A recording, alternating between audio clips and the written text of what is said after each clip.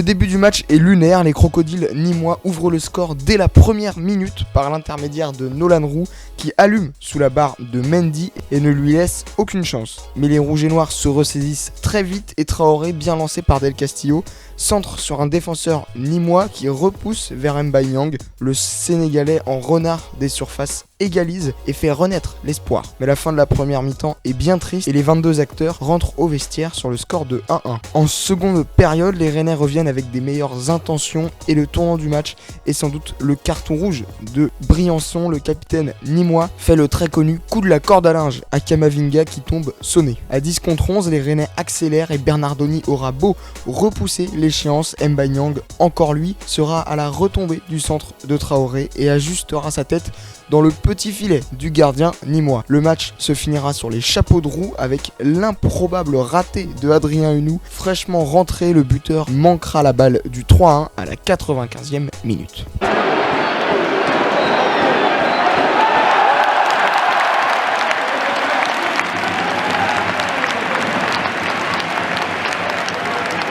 Alors je suis avec plusieurs supporters rennais à la sortie de ce match.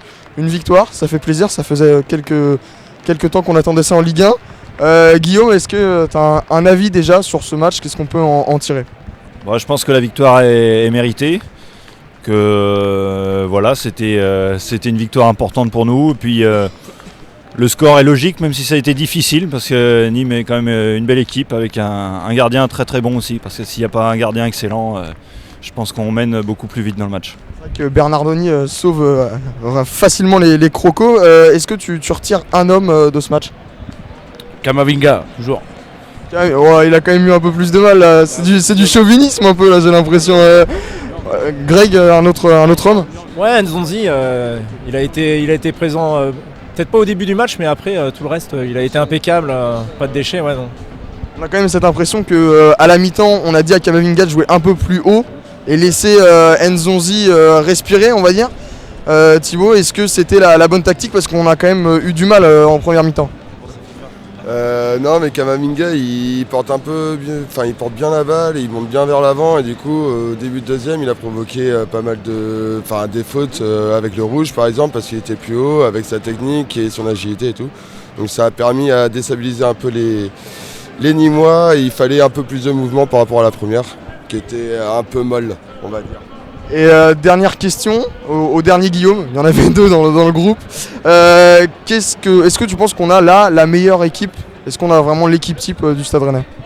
Là c'était pas mal l'apport d'Nzonzi, ça va permettre d'avoir un meilleur milieu de terrain. Et puis vu que Nyang il est en feu en ce moment, ça va aussi, on peut espérer aller jusqu'au bout à la 3ème place. Rafinha aussi il est de mieux en mieux. Donc on espère que là il a trouvé son équipe et que ça va le faire. Merci beaucoup les gars.